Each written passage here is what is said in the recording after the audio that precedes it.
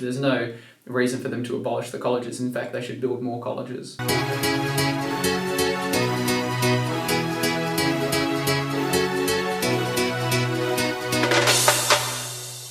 Could you tell us your name, degree of study, and your study and your pronouns, please? Yes, so Bryson Constable. I'm studying economics and law. I'm in my second year for that degree, and my pronouns are he, him.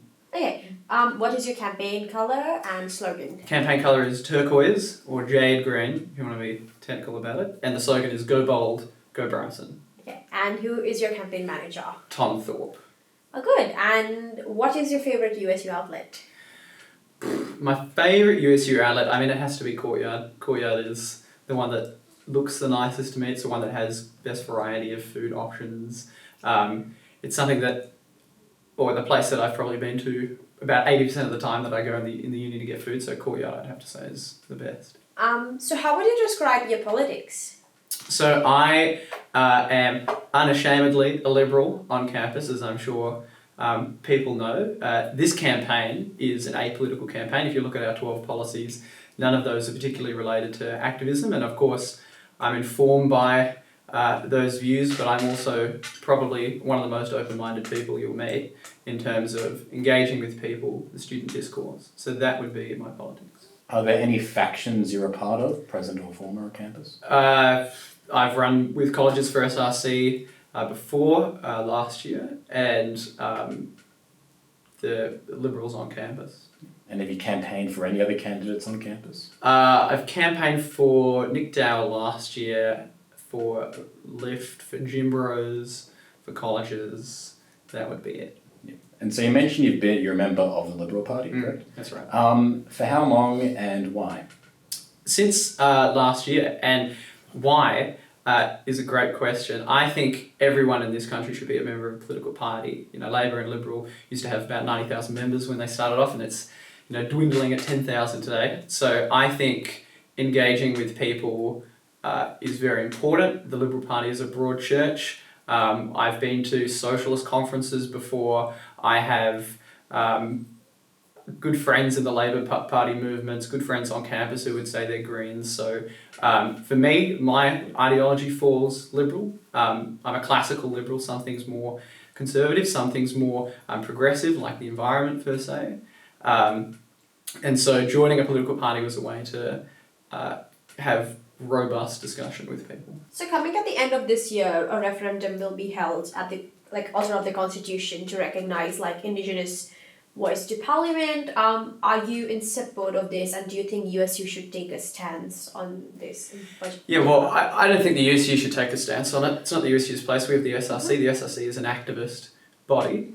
The SRC has the time and the people dedicated to do that. The USU is about service provision and putting money for students. In terms of my position, I'm in principle for it, but it's important in terms of the Constitution. Australia's Constitution is brilliant, I think, because it has such a small... It's so simple, but yet it's so effective. I think it's important that we get the wording right and that people know what they're voting for, so that there's no legal issues and that it will actually have an effect. It's important that it has an effect, because two bodies exist currently at the federal level that haven't worked for Indigenous people in the past. So the third one needs to work. So what inspired you to run for the USU? Yeah, for sure. So my uni experience has first and foremost been an experience in clubs. It's also been an experience in colleges. And I think the two things that I've gleaned from that is a collegiate and a family-like atmosphere, and that's the most important thing. And the USU has such an important role to play in that service provision. And what I'm looking for, if I were to have the pleasure of being elected, is to return to the funding of clubs, increasing the funding caps on clubs, making clubs a place where people can go to the uni and feel like they are surrounded by a really supportive and really beneficial group of people. That is the primary reason, but I think it's also important that being a second year on campus, a lot of what I hear about the USU in its golden days is from before COVID, and the fact that, I thought Welcome Week was big this year.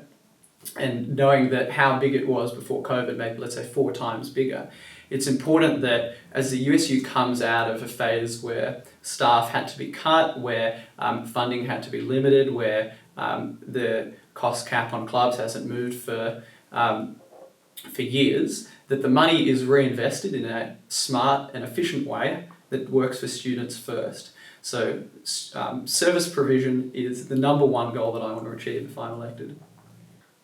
What do you think makes your campaign different from other people's campaigns? So I think a lot of the campaigns and seeing the slogans and the policies that have come out, we're offering people a really specific and a really clear view of how the USU can be better in its job of service provision and making the lives of students easier. So the policies that we have are very much focused on cost of living. They're focused on making the USU bolder in what they pursue, cultural showcase. We also deal with people who don't often get a mention in the USU. So the conservatorium, for example, we have a lot to do with the conservatorium. And also the colleges. And the one message that I'd like to give to people for understanding, what's unique about our offering, why do we think we have such a good offering, or why do I think I should be a USU board director, is because what we're giving people is a help group, helping individual groups will help everyone. So by investing in clubs, by investing in specific aspects of the USU, by investing in renovating Manning, that's something that pays dividends in the future. And it's about making those big decisions, those decisions that are squarely focused on students and not on activism, which could be the role for the SRC or USID. By doing that, we can really hone in on what the USU is about. What role do you think politics should play in decisions on the USU board? Oh, very little. I mean, politics and the USU don't go as hand in hand as they do with the SRC, as they do with other representative bodies at USID. The USU can take political positions. It's taken positions on divestment. It's taken positions on the kind of clubs that they will allow and the kind of clubs that they won't allow. So in terms of facilitating student engagement, there may be a role for the USU to take a certain stance. But at the end of the day, if the USU board directors aren't making their decisions based on what is an economically sound decision, what's a sound decision for the students that they're working for, that are paying their fees, then that's not a way to run a board. Many of your policies refer to using volunteers in the V team. In a recent article in Honi, Khan Tran outlined that if 100 volunteers per welcome week were paid by the USU, it would only cost $15,000, which is a mere 1.2% of the USU's operating surplus in 2021. Would you endorse a motion for the USU to start paying student volunteers? So I've read Khan's article. I also think it's important to note that our policies don't necessarily stipulate that it's going to be volunteer run. There is space for the USUVs to be a part of the new initiatives, but we have to consider as well that the USU's staffing costs amount to about almost 50% of expenditure. So staffing costs are a big cost. Creating jobs for students is important, but it's also important that the USU can function and continue to deliver services like cheaper food, like services like facilitating clubs and their events. So a V-team motion that would come forth in terms of paying them more and giving or paying them at all is something to consider. I think it has to come in terms of not breaking the staff budget, and if you pay, I know Khan threw out the number of 100 volunteers, but why then, how could you justify not paying all of them if you're paying some of them or you're paying them in a specific sense? So that has to come in conjunction with the budget, and I'm looking forward to being able to see the budget and get a better idea of what the costs actually look like in terms of raw figures rather than percentages. But that's something that can absolutely be looked at if it's viable and if it's beneficial to the students and to the service provision. Yep. So one of your policies also talk about expanded support for residential and college students, and we understand you're also a college resident.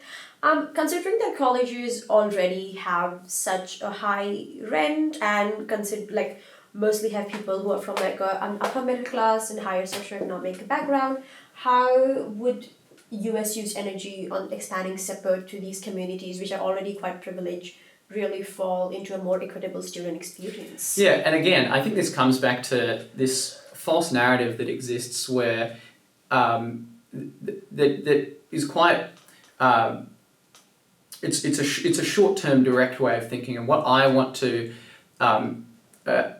have people know is that by investing in the colleges, and it's a tiny investment, it is an investment in making sure that they can staff games, it's making sure that they can bring in people to judge the historic Palladian competition, it's making sure that they can use the USU venues and pay for them.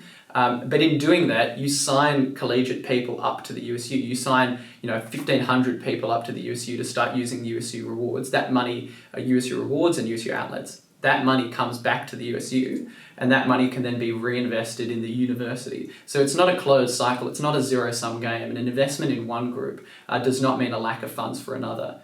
And I mean, you already touched a bit on USU's divestments with fossil fuel companies, but also recently USU had an event with L'Oreal, which has been on the BDS list and has been It's on Eastern Avenue, right? Yeah. And has been boycotted by because of their ties with Israel and also environmental. And environmentally really bad, as in it's not a cruelty-free ban. What are the more conscious steps that the USU needs to take with their corporate collaborations and stuff in general? You're absolutely right, and it has to be a conscious effort. I know for some equitable super funds, there has been issues with even those having investments that are one would say are unsavoury. So even when we look for a quick solution for USU investment, and I'm necessarily saying that there's a widespread issue, I'm saying that for issues with the UCIT in Thales and with the USU and the event that they held a couple of weeks ago, we have to be careful with if we want to replace the investment sources and where the USU's money is tied up, we have to be careful with what are we replacing those with? Do we have an alternative? Would that drastically affect service provision?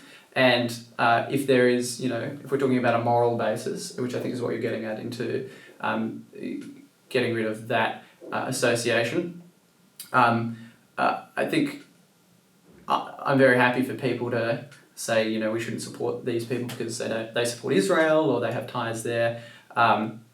My role as a board director isn't to comment on the validity of the opinions that people have about these companies. It's ultimately, I think, first and foremost, it is this company a war criminal? What's the severity that we're talking about here? And then from that, if the USU didn't have that investment option, would that force people to have to pay significantly more for the services that they achieve, or not be able to have welfare officers in their clubs, which is something that we really want to get done. So I'm not aware of the extent of that investment that the USU makes. It's of course there, but I'm not aware of the extent of that investment. So that's something to look at if I have the pleasure of becoming a board director. One final thing. Yeah. Could you summarise why you think students should vote for you in one sentence? Go bold, go Bryson.